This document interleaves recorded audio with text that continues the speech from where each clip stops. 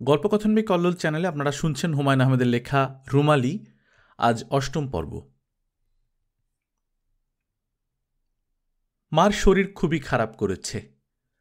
নানান ধরনের অসুখ বিসুখ তার হয়, একটা কমলে আরেকটা শুরু হয়। অসুখ ছাড়া অবস্থায় তিনি কখনো থাকেন না। যেসব অসুখ তার সারা বছরই থাকে সেগুলি হচ্ছে বুক ধড়ফড়, শ্বাসকষ্ট, আধকপালি মাথা ধরা, মাথা ঘোরা, বমিভাব, বুক জ্বালা, কাশি, টনসিলের ব্যথা, জ্বর। আজ তার পুরনো অসুখের কোনোটাই তাকে ধরেনি। তার পা ফুলে গেছে, তিনি বিছানা থেকে নামতেও পারছেন না। কাশবনের শুটিং দেখতে যাওয়ায় তাকে ৮ কিলোমিটারের মতো হাঁটতে হয়েছে। আমার ধারণা এই হাঁটাই তার কাল হয়েছে। শারীরিক কষ্ট তিনি একেবারেই সহ্য করতে পারেন না। অসুখ বিসুখের সময় কাউকে না কাউকে তার পাশে থাকতে হবে। পাশে থাকার এই অংশটা আমার কাছে অসহ্য লাগে। মা অনবরত কথা বলতে থাকেন, সেই সব কথাবার্তার বেশিরভাগই অর্থহীন। ২-৩ মিনিট পরপর তিনি অস্থির হয়ে ডাকবেন, বকু, বকু, ও বকু। ভাবটা এরকম যেন ভয়ঙ্কর কিছু ঘটে যাচ্ছে। আমি ছুটে যাব, তিনি বলবেন, মাথার নিচের বালিশটা ঠিক করে দে তো মা। বালিশ ঠিক করার এই কাজটা তিনি নিজেই পারেন, নিজে করবেন না, অন্য কাউকে দিয়ে করাবেন। পাপিয়া ম্যাডাম চলে যাওয়ায় আমার কেমন জানি ফাঁকা ফাঁকা লাগছে। আমি জোনাকি পোকার আলো জ্বলা দেখার জন্য বারান্দায় বসে আছি এবং মজার একটা কাজ করার চেষ্টা করছি। জোনাকি পোকার ঝাঁকে মোট কতগুলি জোনাকি পোকা আছে তা গোনার চেষ্টা করছি। কাজটা যত কঠিন মনে হচ্ছে আসলে তত কঠিন না। ঝাঁকের জোনাকি পোকারা জায়গা বদল করে না। তারা এক জায়গা থেকে অন্য জায়গায় ওড়ে ঠিকই, কিন্তু একজনের সঙ্গে অন্যজনের দূরত্ব ঠিকই রাখে।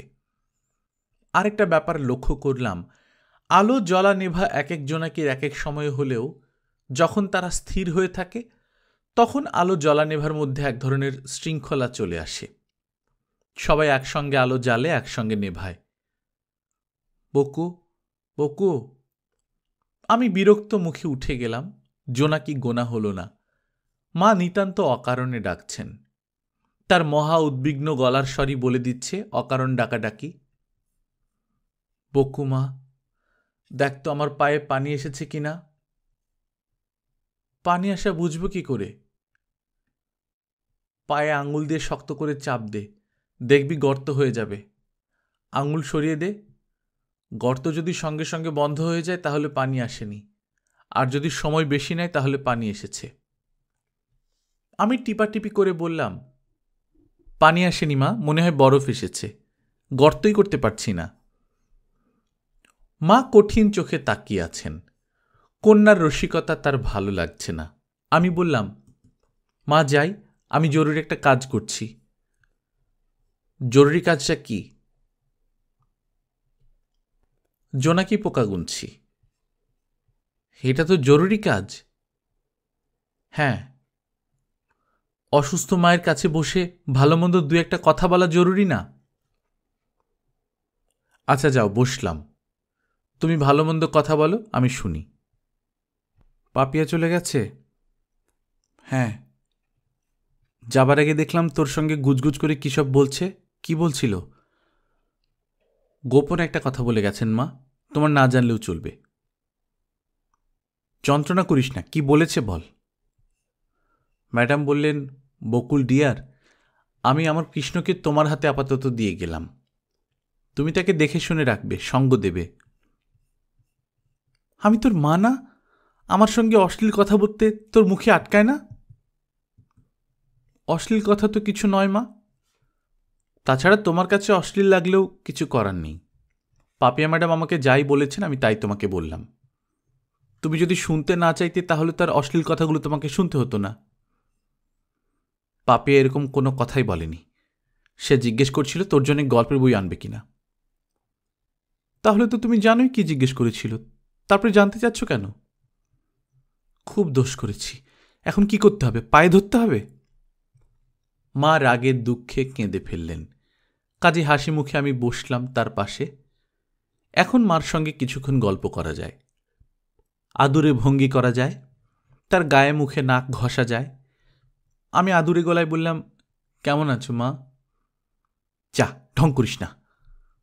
ও আল্লাহ, তোমার সঙ্গে ঢং করবো না তো কার সঙ্গে ঢং করব? সেলিম ভাইয়ের সঙ্গে? আবার ফাজলামি। ওই বাঁদরটার নামও মুখে আনবি না। আচ্ছা যাও, মুখে আনবো না। পা ব্যথা করছে, টিপে দেব? বললাম না ঢং করবি না। মার রাগ পড়ে গেছে। তার মন ভর্তি হাসি। সেই হাসি এখনো মুখ পর্যন্ত আসেনি, তবে এসে যাবে। পকু? কিকু? উফ, আবার ঢং। এত ঢং তোকে কে শিখিয়েছে? বেশিরভাগ তো নিজে নিজেই শিখেছি, আর কিছু শিখেছি পাপিয়া ম্যাডামের কাছ থেকে। কিরকম বদমেয়ে দেখলি? পাপিয়া ম্যাডামের কথা বলছো? আর কার কথা বলবো? সামান্য চক্ষু লজ্জা মেয়েটার নেই? মানুষের চোখে 7 পর্দা লজ্জা থাকে, এর 1 পর্দাও নেই।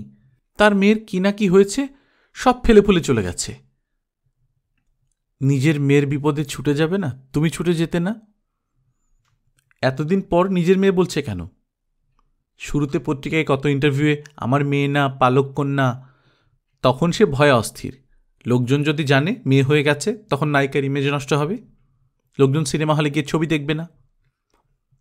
এই মেয়ে তার নিজের না, তিনি পত্রিকায় ইন্টারভিউ দিয়েছিলেন? অবশ্যই দিয়েছি, আমি নিজে পড়েছি। বুঝলি বকু, ফিল্ম লাইন বড় জটিল লাইন। এই জটিল লাইনে তুমি তোমার মেয়েকে ঢোকাচ্ছ কেন? এখনো কিন্তু সময় আছে। কি সময় আছে? তুমি তোমার মেয়েকে বিয়ে দিয়ে দাও, ভালো একটা ছেলে দেখে বিয়ে দিয়ে দাও। চাকুরিজীবী স্বামী, 10টা 5টা অফিস করবে, ভেড়োয়া টাইপ। মাঝে মধ্যে লোভে পড়ে বন্ধুদের সঙ্গে তাস টাস খেলতে যাবে, তখন আমি খুব বকাঝকা করব। ঈদের বোনাস যেদিন পাবে তার পরদিনই তাকে নিয়ে ঈদের শাড়ি কিনতে যাব। কেনাকাটা শেষ হবার পর কোনো একটা চাইনিজ রেস্টুরেন্টে গিয়ে দুজনে মিলে 1 বাটি থাই স্যুপ খাবো। ফুল কোর্স খাবার মতো পয়সা তো আমাদের থাকবে না, কাজেই স্যুপ। তুই ভ্যার ভ্যার করে সব কি বলছিস? কেন, তোমার কি শুনতে ভালো লাগছে না? অসহ্য লাগছে। কফি খাবে মা? এখন কফি কোথায় পাবি? ইউনিটকে বলবো কফি দিতে। 1 নম্বর নায়িকার অনুপস্থিতিতে আমি তো 1 নম্বর। খাবে কফি? তুই কফির কথা বলবি, তারপর ওরা দেবে না, সেটা তো খুব লজ্জার ব্যাপার হবে। তুমি চুপ করে শুয়ে থাকো, আমি কফি নিয়ে আসছি। তারপর আমরা মা মেয়ে দুজনে কফির কাপ হাতে পরচর্চা করব। পাপে ম্যাডামকে তো ধরা হয়েছে। কফি খেতে খেতে আমরা ডিরেক্টর সাহেবের চরিত্র বিশ্লেষণ করব, ওনাকে তুলোধুনো করে ছাড়ব। বকুল, ফাজলামি ধরনের কথা তুই একদম বলবি না। আচ্ছা যাও, বলবো না। তুমি ঝিম মেরে পড়ে থাকো, আমি কফি নিয়ে আসছি। চিনি কম দিতে বলবি, গাদাখানিক চিনি যেন না দেয়। আমি মার ঘর থেকে বের হয়ে আবার কিছুক্ষণ জোনাকি গোনার চেষ্টা করলাম। গোনা যাচ্ছে না। যতবার গুনতে শুরু করি ততবারই ওরা গাছের আড়ালে চলে যায়। এরা কি কোনোভাবে বুঝতে পারছে যে আমি এদের গুনতে চেষ্টা করছি? টেলিপ্যাথিক কোনো যোগাযোগ? কফির কথা বলার জন্য রান্নাঘরের দিকে যাচ্ছি, সোহরাব চাচার সঙ্গে দেখা। তিনি মন খারাপ করে বসে আছেন। আমাকে দেখেই হাত ইশারা করলেন। আমি হাসি মুখে কাছে গিয়ে দাঁড়ালাম, বললাম, চাচা মন খারাপ কেন? মন খারাপ না, ব্যথা উঠেছে। ব্যথা উঠেছে মানে? কিসের ব্যথা? আমার একটা কলিক ব্যথা আছে, ডান পেটে হয়, মাঝে মধ্যেই হয়। আলসার নাকি? না, আলসার না, ডাক্তার দেখিয়েছি, তারা আলসার না এটাই শুধু বলে, আর কিছু বলে না। তুমি রান্নাঘরে ঘুরঘুর করছো কেন? কফির সন্ধানে এসেছি চাচা। কফি কি পাওয়া যাবে? অবশ্যই পাওয়া যাবে, কেন পাওয়া যাবে না? 3 কাপ কফি লাগবে। 3 জনকে? মার জন্য 1 কাপ, আমার জন্য 1 কাপ এবং আমাদের ডিরেক্টর সাহেবের জন্য 1 কাপ। স্যার কি কফি চেয়েছেন? তিনি তো এই সময় কফি খান না। না, উনি কফি খান না, তবু আমি ভাবছি 1 কাপ কফি নিয়ে তার কাছে যাব, গিয়ে বলবো আপনার জন্য কফি এনেছি। কেন? উনি আমার খুব প্রশংসা করেছেন। আমার প্রশংসা মানে আমার অভিনয়ের প্রশংসা।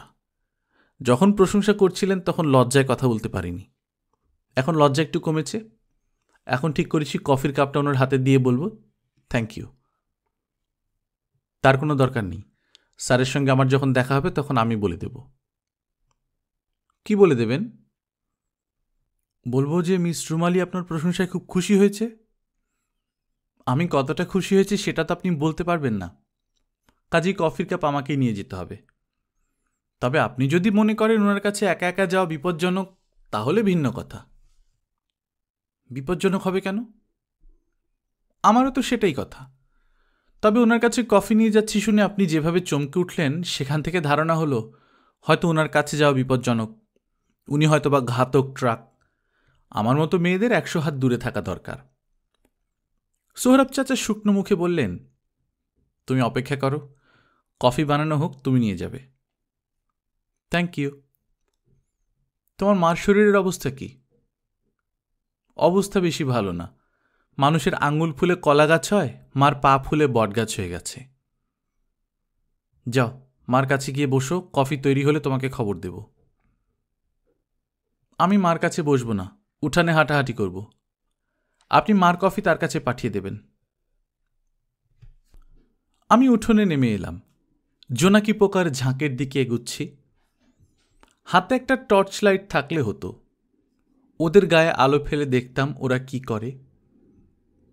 সব অন্ধকারের পোকাই আলোকে ভয় করে। ওরা কি করবে? আলো নিয়ে যাদের চলাফেরা, তারা আলোকে ভয় করবে কেন? ডিরেক্টর সাহেবের ঘরের দরজা খোলা। আমি 2 কাপ কফি হাতে দরজার উপাশে দাঁড়িয়ে আছি। কিছুক্ষণ আগে খুব ছেলে মানুষে একটা কাজ করেছি। আই লাভ ইউ বলে উনার কফির কাপে ফু দিয়েছি। ভাবটা এরকম যেন এই কফি খেলে উনি বুঝতে পারবেন রুমালি নামের একটা মেয়ে তার জন্য অস্থির হয়ে আছে। ঘরে ঢুকতে সাহস পাচ্ছি না, আবার চলেও যেতে পারছি না। হাতের কফি ঠান্ডা হচ্ছে। ঠান্ডা কফিতে চুমুক দিলে তার নিশ্চয়ই মেজাজ খারাপ হবে। আমি তার মেজাজ খারাপ করতে চাই না।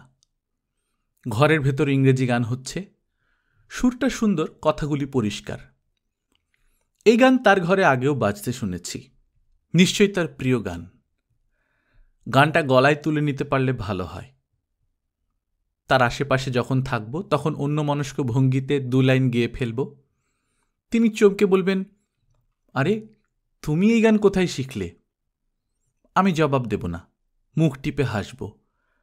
হাসার সময় আমার থুতনিটা ভেতরের দিকে রাখব, কারণ ক্যামেরাম্যান বলেছেন আমাকে সবচেয়ে সুন্দর দেখা যায় যখন আমার থুতনি ভেতরের দিকে থাকে। মুশকিল হচ্ছে ইংরেজি গানগুলি সহজে গলায় বসতে চায় না। মনে হয় গানগুলিরও নিজস্ব জীবন আছে, এরাও গাছের মতো। এক মাটির গাছ অন্য মাটিতে বাঁচে না, এক দেশের গান অন্য দেশের মেয়ের গলায় বসে না। আমি কান পেতে আছি, গানের কথাগুলি ধরতে পেরেও পারছি না।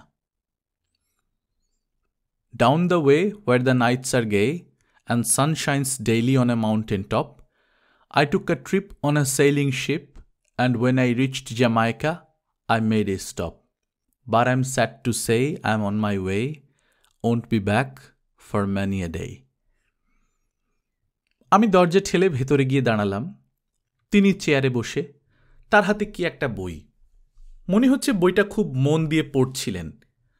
মাথা বইয়ে ঝুঁকে আছে। তিনি মাথা তুলে আমাকে দেখে বললেন, এই যে বকুল, এসো। যেন তিনি জানতেন আমি কফি নিয়ে আসছি, কফির জন্য অপেক্ষা করছিলেন।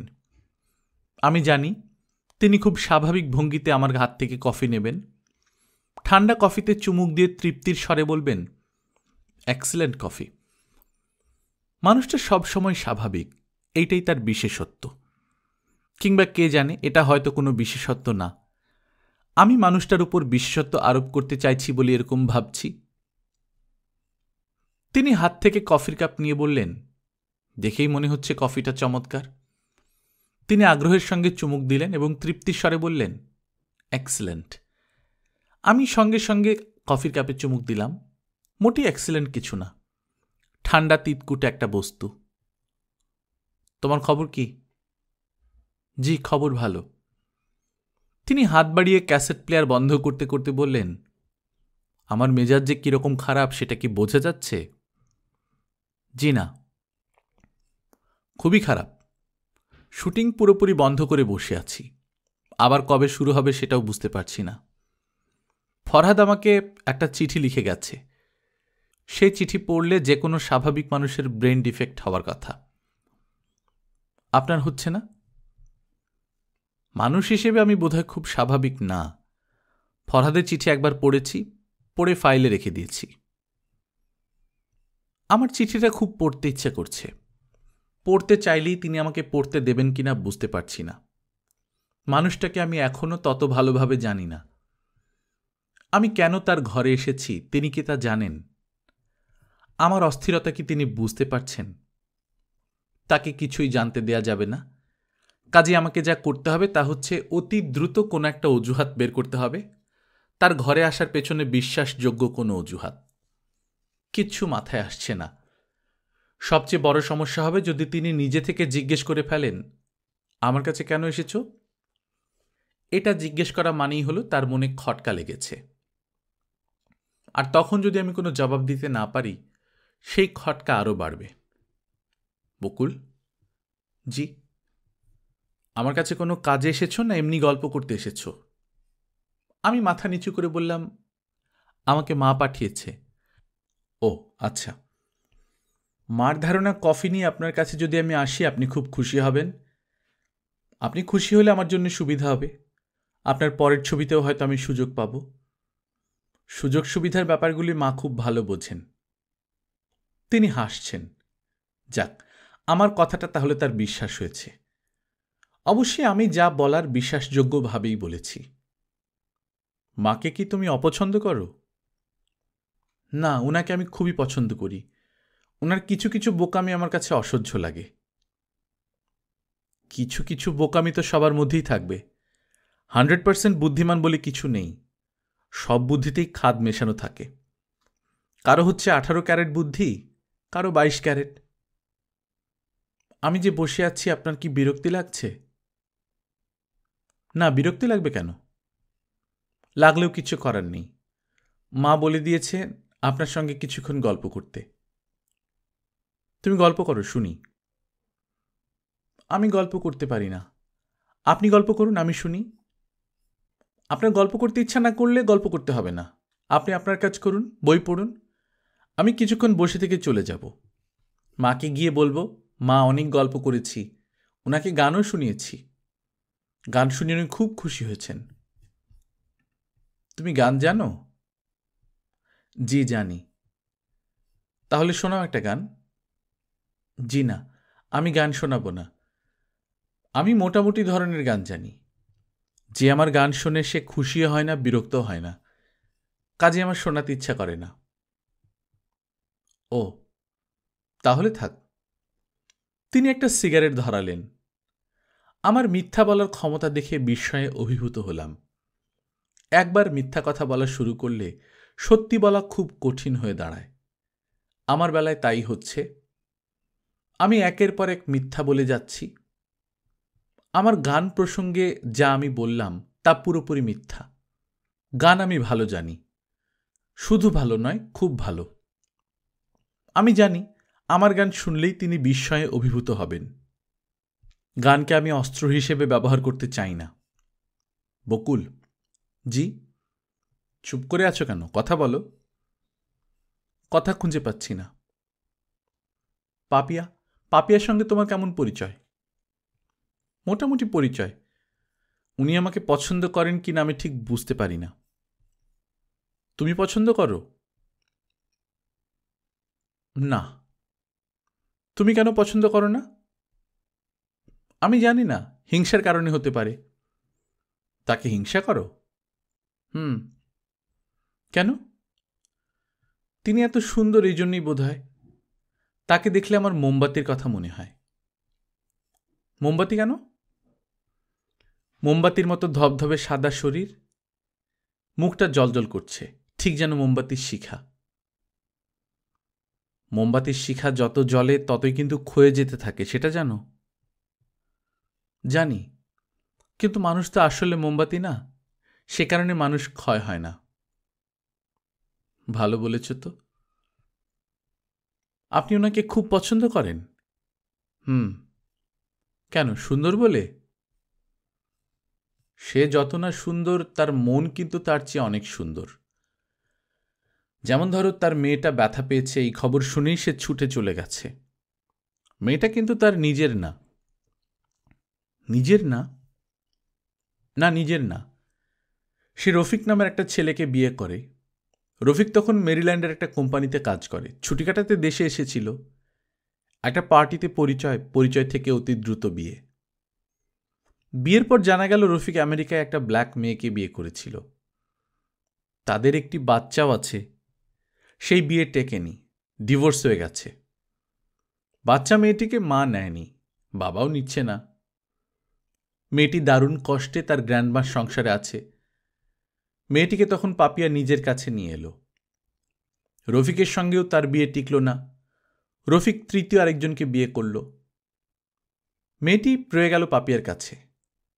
কি আদর যে পাপিয়া মেয়েটিকে করে, তা তুমি না দেখলে বিশ্বাস করবে না। আর রফিক সাহেবের কাজ কি শুধু বিয়ে করে বেড়ানো? ব্যাপারটা তো মোটামুটি সেরকমই দাঁড়াচ্ছে। উনি কি খুব হ্যান্ডসাম? মানে তাকে দেখা মাত্র কি মেয়েদের মাথা আওলা হয়ে যায়?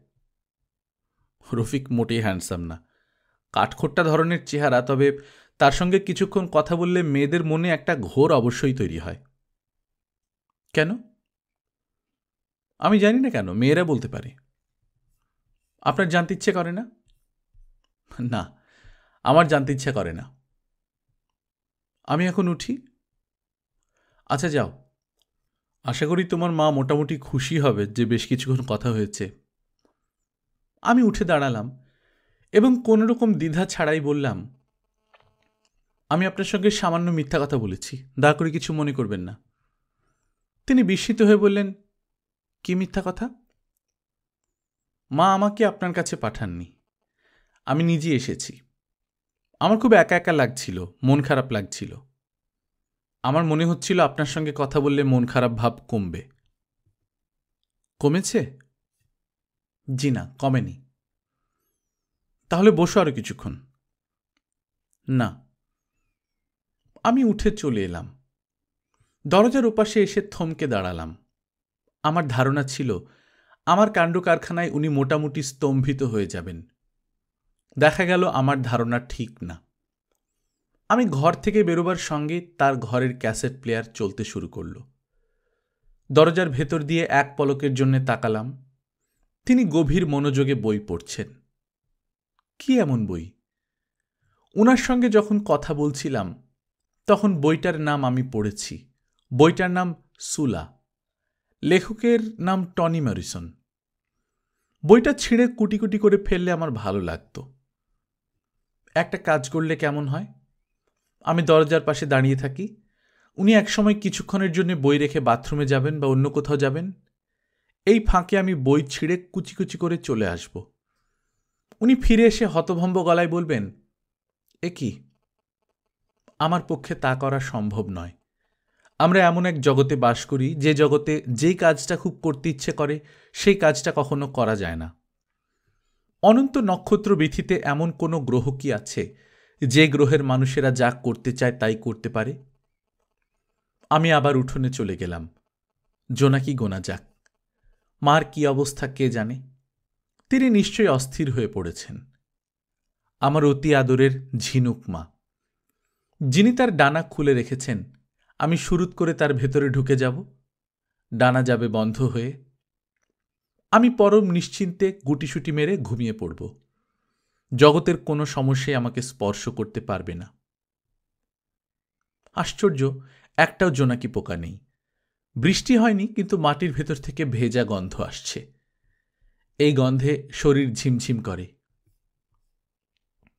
ঘরে ফিরতে ইচ্ছা করছে না, একা একা হাঁটতেও ইচ্ছা করছে না, আবার অন্য কারোর সঙ্গে ঘুরতেও ইচ্ছা করছে না। এই অবস্থাটাকে কি বলে? একা থাকতে ইচ্ছা করে না, আবার দোকা থাকতেও ইচ্ছা করে না। আমি মনে মনে গুনগুন করছি, down the way where the nights are gay. সুরটা সুন্দর, একবার শুরু করলে মাথায় চলতে থাকে। I took a trip on a sailing ship. নিজের গান শুনে নিজেই মুগ্ধ হচ্ছি। নিজেকেই বলতে ইচ্ছা করছে, এই মেয়ে, তোমার গলা এত মিষ্টি কেন? খবরদার, মুখ হাঁ করে কখনো ঘুমোবে না। মুখ হাঁ করে ঘুমোলে মুখের ভেতর দিয়ে পিঁপড়া ঢুকে তোমার গলা খেয়ে ফেলবে। কেউ একজন আমার দিকে এগিয়ে আসছে। অন্ধকারে তার মুখ দেখতে পারছি না, কিন্তু হাঁটার ভঙ্গি বলে দিচ্ছে উনি সেলিম ভাই। সেলিম ভাইয়ের সাহস ভালোই বেড়েছে। একটা মেয়ে একা একা হাঁটছে, তিনি কেমন তার কাছে চলে আসছেন। এইভাবে ঘন ঘন আসতে থাকলে উনি বিরাট সমস্যায় পড়ে যাবেন। আরও ভালোভাবে বলতে হয়, যে সমস্যায় তিনি পড়েছেন তা আরও বাড়বে। দেখা যাবে সোমেশ্বরী নদীতে তিনিই ঝাঁপ দিলেন। কেমন আছো? ভালো।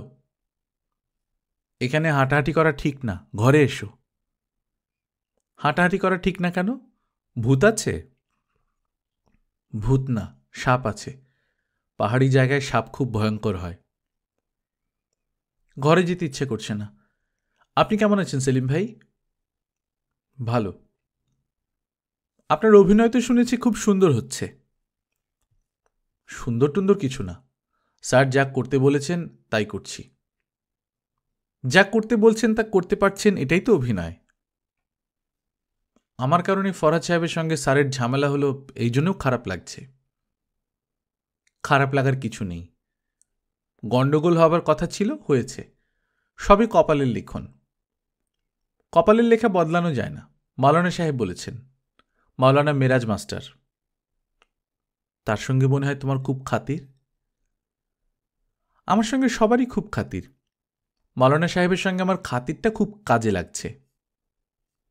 কিরকম? ধর্মের অনেক ব্যাপার তার কাছ থেকে শিখছি। যেমন ধরুন, আমরা যখন বেহেশতে যাব তখন আমাদের বয়স কত থাকবে বলুন তো? যে যে বয়সে মারা গেছে সেই বয়স। আপনি যে কি বলেন! যে মহিলা 90 বছর বয়সে মারা গেছেন তিনি বুঝি বেহেশতের থুরথুরি বুড়ি হয়ে লাঠি হাতে ঘুরবেন? বেহেশতের সব মেয়ের বয়স হবে 16। আমার এখন যে বয়স তার চেয়ে 1 বছর কম। তোমার বয়স 17? আপনার তো খুব বুদ্ধি, চট করে আমার বয়স বের করে ফেললেন। আচ্ছা, এখন বলুন তো, বেহেশতের সব মেয়েদের বয়স যদি 16 হয়, তাহলে ছেলেদের বয়স কত হবে? 25? কিচ্ছু হয়নি, ছেলেদের বয়স হবে 40। মাওলানা সাহেব তোমাকে বলেছেন?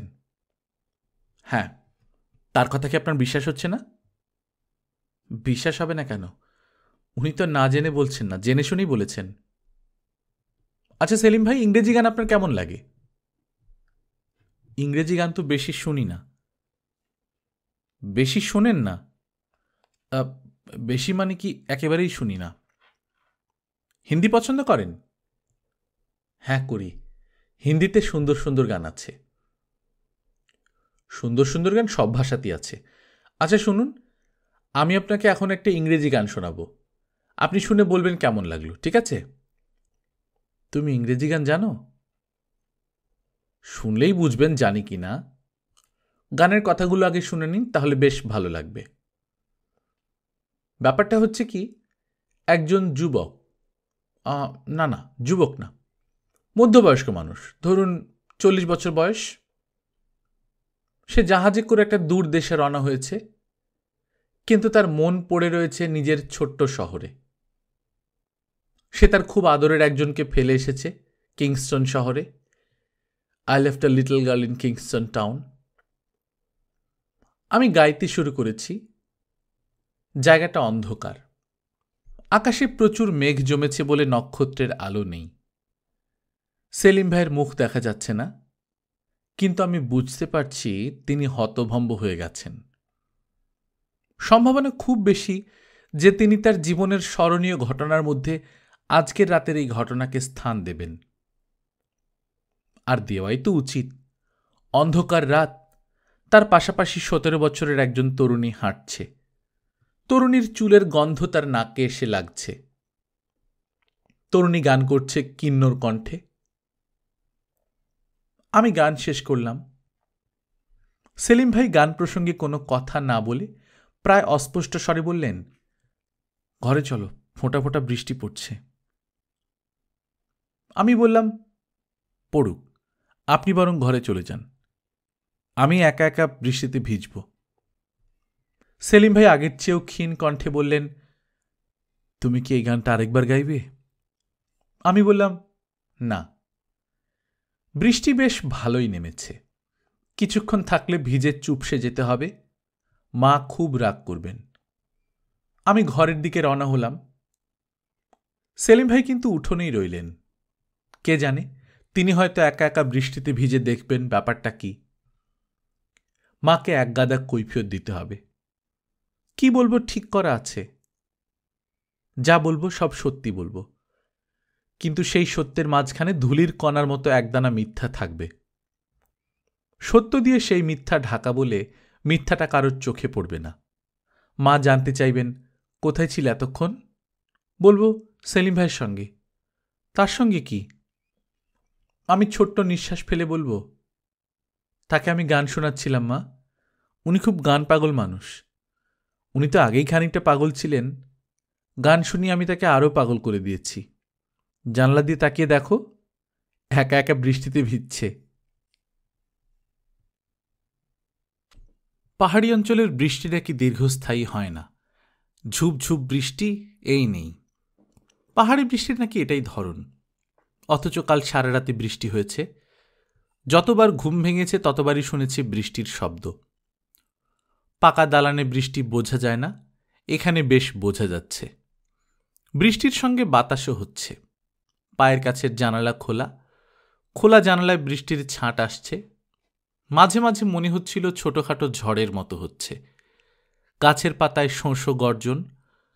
ঘর পুরোপুরি অন্ধকার। ইলেকট্রিসিটি নেই। টেবিলের ড্রয়ারে মোমবাতি আছে। বাতাসের যে মাতামাতি, মোমবাতি জ্বলবে না। মাঝে মাঝে বিদ্যুৎ চমকানোয় ঘরের ভেতরটা আলো হয়ে উঠছে। বিদ্যুৎ চমকানো শেষ হওয়া মাত্র অন্ধকার আরও বেড়ে যাচ্ছে। বাজ পড়ছে প্রচণ্ড শব্দে। মনে হচ্ছে বাজগুলি মাথার উপর দিয়ে পড়ার উপক্রম করছে। এই পৃথিবীতে 3টি জিনিস আমি প্রচণ্ড ভয় পাই: শুঁয়োপোকা, মাকড়সা এবং বজ্রপাতের শব্দ। শুঁয়োপোকা এবং মাকড়সার হাত থেকে উদ্ধার পাওয়ার ব্যবস্থা করা যায়। কাউকে বললেই ঝাঁটা এনে মেরে দূর করে দেবে। কিন্তু বজ্রপাতের হাত থেকে বাঁচার উপায় নেই। ছোটবেলায় দুহাতে শক্ত করে বাবার গলা জড়িয়ে ধরে থাকতাম এবং একটু পরপর জিজ্ঞেস করতাম, বাজ পড়া শেষ হয়েছে? ভয়ে কাতর হওয়া একটা বালিকার প্রশ্ন। কিন্তু বাবা এই প্রশ্ন শুনে খুবই মজা পেতেন। হাসি মুখে বলতেন, আমি কি করে বুঝবো বাজ পড়া বন্ধ হয়েছে কিনা? বাজগুলি কি আমার কারখানায় তৈরি হচ্ছে? আজও আমি ভয়ে অস্থির। শরীর গোল করে শুয়ে আছি। দুহাতে কান ঢেকে আছি, তাতে কোনো লাভ হচ্ছে না। মাকে জড়িয়ে ধরে থাকলে লাভ হতো, সেটা করা যাচ্ছে না, কারণ আমি অন্য বিছানায় শুয়েছি। ইচ্ছে করে শুইনি, মা সরিয়ে দিয়েছেন। তিনি কঠিন গলায় বলেছেন, তুই আমার সঙ্গে শুবি না, ওই খাটে যা। আমি কথা বাড়াইনি, পাশের খাটে শুয়েছি। তখন যদি জানতাম শেষ রাতে এমন ঝড় বৃষ্টি হবে, তাহলে মাকে রাজি করিয়ে তার সঙ্গেই ঘুমোতাম। বকু, বকু। আমি দুহাতে কান চেপে রাখলেও মার গলা শুনলাম। একবার ভাবলাম জবাব দেব না। তারপরে বললাম, কি? আয়, আমার কাছে চলে আয়। না। বকু, কথা শোন, আয়। আমার ভয় লাগছে না মা। আমার ভয় লাগছে। বললাম, তোমার যদি ভয় লাগে তুমি আমার খাটে আসবে, আমি কেন যাব?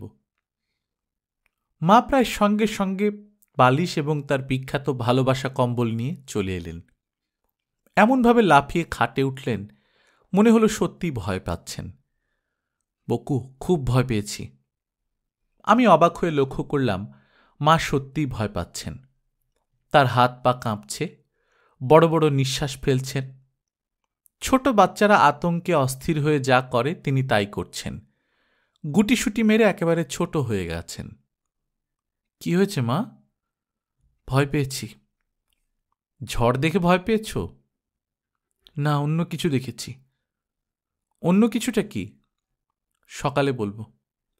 সকালে না, এখনই বলো। মা ভীত গলায় বললেন, ঝড় যখন শুরু হলো, ইলেকট্রিসিটি চলে গেল, দুনিয়া অন্ধকার হয়ে গেল। তখন তখন কি? আমি জানলাটার দিকে তাকিয়ে আছি, বৃষ্টির ছাট আসছে, উঠে গিয়ে বন্ধ করব কিনা ভাবছি, তখন হঠাৎ মনে হলো জানলা ধরে কে যেন দাঁড়িয়ে। অন্ধকারে কিছু বোঝা যায় না, কিন্তু একটা মেয়ে মানুষ যে জানলা ধরে দাঁড়িয়ে আছে সেটা বোঝা যায়। বেঁটে, খুব রোগা একটা মানুষ, শিক ধরে দাঁড়িয়ে আছে আর অল্প অল্প মাথা দোলাচ্ছে। ছোট বাচ্চারা যেমন করে শিক ধরে মাথা দোলায় সেরকম। বাঁদর না তো মা? এই অঞ্চলে বাঁদর আছে। পরশু রাতে জাম গাছে আমি একটা বাঁদর দেখেছি। আমিও বাঁদর ভেবেছিলাম, কিন্তু কিন্তু কি? হঠাৎ বিদ্যুৎ চমকালো, তখন দেখলাম বাঁদর না, মানুষ।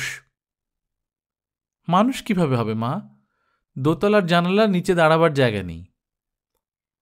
কথা বলিস না, চুপ করে থাক। তোমার কি ধারণা তুমি ভূত দেখেছ? চুপ করে থাকতে বলেছি, চুপ করে থাক। আশ্চর্য, মা থরথর করে কাঁপছেন। শুধু যে কাঁপছেন তাই না, তার ঘাম হচ্ছে। আমি বললাম, পানি খাবে মা? পানি এনে দেব?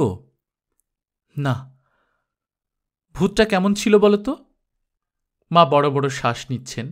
আমি দুহাতে শক্ত করে মাকে জড়িয়ে ধরে বললাম, তুমি নিশ্চিন্ত মনে ঘুমাও তো মা, আমি তোমাকে জড়িয়ে ধরে আছি।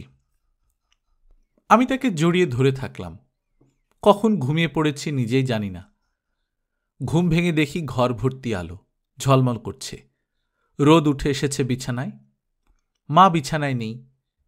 আমি ঠিক করলাম রাতের প্রসঙ্গে মার সঙ্গে আলাপ করব না, তিনি লজ্জা পাবেন। আমার বিছানা থেকে নামতে ইচ্ছে করছে না। আজ সারাদিন বিছানায় গড়াগড়ি করে কাটিয়ে দিলে কেমন হয়? মাসের মধ্যে একটা দিন থাকা দরকার বিছানায় গড়াগড়ি করার জন্যে। সেই বিশেষ দিনগুলিতে কেউ বিছানা ছেড়ে নামবে না।